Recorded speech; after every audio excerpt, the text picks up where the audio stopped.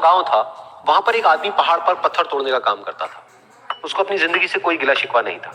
पूरा दिन वो काम करता, मेहनत करता, दिन के एंड में जो थोड़ा बहुत पैसा मिलता वो जा करके अपने परिवार के साथ में थोड़ा सा टाइम स्पेंड करता और चैन से सो जाता।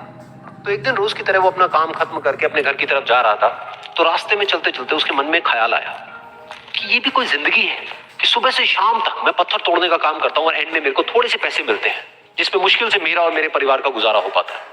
काश कुछ ऐसा हो जाए कि कहीं से मुझे कोई ऐसी शक्ति मिल जाए कि जो भी मैं चाहता हूं वो सच हो जाए। वो अपने घर पर गया, उसने खाना खाया, लेकिन उसका ध्यान खाने की तरफ नहीं था। उसके दिमाग में यही ख्याल चल रहा था। उसके बाद में वो यही सोचते सोचते सो गया। फिर नींद आने के कुछ देर बाद उसको एक सपना आया। सपने में उसने देखा कि रोज की तरह वो अपना काम खत्म करके अपने घर लौट रहा था।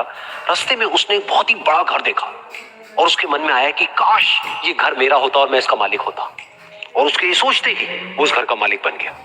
उसको यकीन ही नहीं हो रहा था कि जो उसने सोचा वो बन चुका है। लेकिन उसकी खुशी ज्यादा देर नहीं टिक पाई, क्योंकि उसको एकदम से एक शोर सुनाई दिया।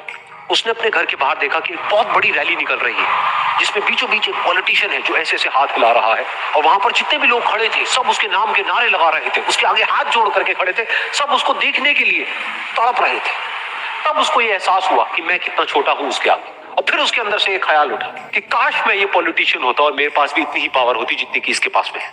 बस उसका इतना सा सोचने की देर थी, वो पॉलिटिशियन बन गया।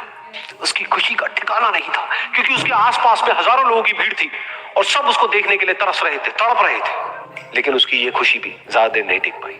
धूप बहुत ही तेज थी और उस पॉलिटिशियन को आदत नहीं थी इतनी गर्मी में रहने की। तो उस धूप की वजह से उसको चक्कर आ गए और वो बेहोश होकर के गिर गया। फिर उसको एहसास हुआ कि ये पॉलिटिशियन सबसे ताकतवर नहीं है, ये जो सूरज है ये सबसे ताकतवर है। और उसके मन में आया कि काश मैं ये सूरज बन जाऊं तो मेरे आगे कोई नहीं टिक पाएगा। और उसका इतना सा सोचने की देर थी और वो सूरज बन गया। और वो खुशी से पागल हो गया, क्योंकि पूरी दुनिया को वो ही रोशन कर रहा था और पूरी दुनिया में ऐसा कोई नहीं था जो कि उसकी रोशनी को रोक सके। लेकिन उसकी ये खुशी भी ज्यादा देर टिक नहीं पाई, क्योंकि कुछ ही देर बाद आसमान में कुछ काले बादल आए जिन्होंने कि उस सूरज की रोशनी को रोक दिया। फिर उसको एहसास हुआ कि इस दुनिया में ऐसा भी कोई है जिसमें दम है उसकी रोशनी को रोकने का। और उसके मन में एक ख्याल उठा कि काश मैं वो बादल बन जाऊं। और वो बादल बन गया और आसमान में उड़ने लगा। उसको ऐसा लगा कि मैं आसमान में उड़ रहा हूं और अब मैं जहां चाहे वहां जा सकता हूं। लेकिन कुछ देर बाद वहां पर एक बहुत तेज हवा का झोंका आया जो कि उन बादलों को उड़ा करके ले गया। अब फिर उसे ये समझ आया कि ये जो बादल है वो सूरज की रोशनी को तो रोक सकते हैं लेकिन हवा को नहीं रोक सकते। ये हवा उनको बहा करके ले जाती है। फिर उसके मन में आया कि काश मैं ये हवा बन जाऊं। और वो हवा बन गया। हवा बनने के बाद में उसको अपने अंदर एक अलग ही ऊर्जा का अनुभव हुआ।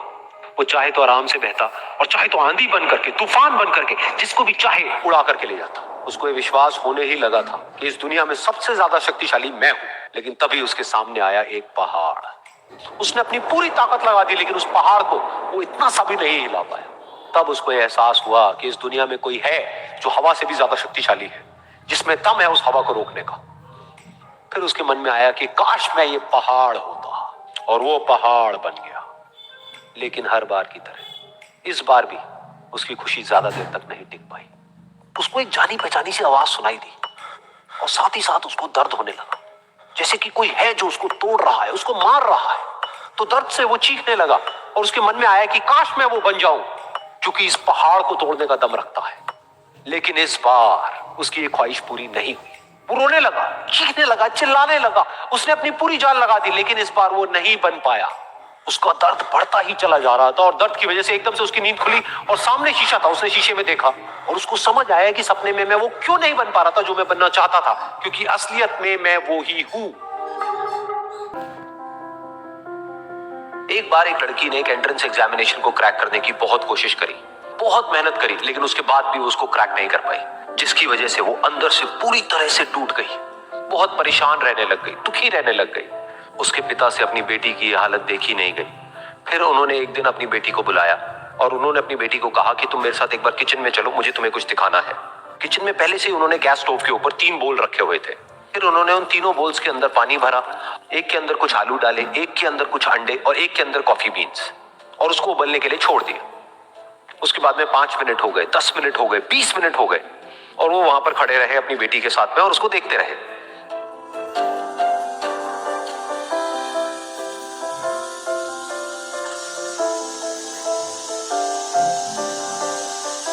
तो बेटी अंदर से थोड़ी सी इरिटेट होने लग गई, कहती है क्या कर रहे हो आप?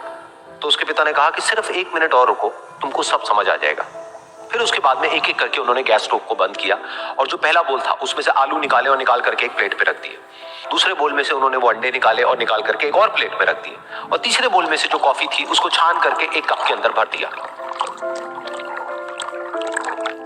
और वो वहीं सामने स्लैब पे रख दिया और अपनी बेटी से पूछा कि तुम्हें क्या दिख रहा है?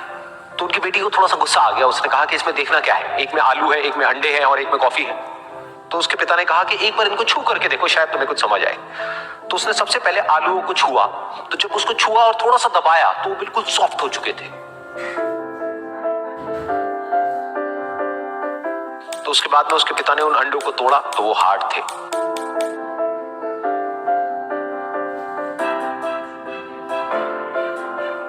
और फिर उसके पिता ने वो कॉफी वाला कप उठाया और अपनी बेटी को कहा कि एक बार इसको सूंघ करके देखो। तो जब उनकी बेटी ने उस कॉफी को सूंघा तो उसके चेहरे पर एक स्माइल आ गई। फिर उसके पिता ने अपनी बेटी को कहा कि तुमने ध्यान से देखा कि क्या हुआ यहाँ पर? ये तीनों ही बिल्कुल एक ही सिचुएशन में गए, लेकिन तीनों ने अलग अलग तरीके से रिस्पॉन्ड किया। तो पहला यानी कि आलू, जब हमने उसको उस पानी में डाला था उससे पहले वो बहुत ही हार्ड थे और स्ट्रांग थे, लेकिन गर्म पानी में जाने के बाद में वो अंदर से बिल्कुल सॉफ्ट हो गए, यानी कि कमजोर पड़ गए। दूसरे थे अंडे, जो गर्म पानी में जाने से पहले अंदर से बिल्कुल ही कमजोर थे, लेकिन गर्म पानी में जाने के बाद वो अंदर से स्ट्रांग हो गए।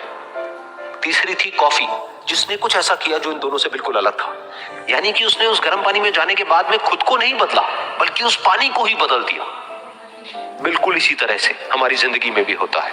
तुम्हारे ऊपर है कि तुमको इन तीनों में से क्या बनना है। एक, आलू के जैसा, यानी कि जब तुम्हारी जिंदगी में कोई मुश्किल आए तो तुम अंदर से पूरी तरह से टूट जाओ, यानी कि कमजोर पड़ जाओ।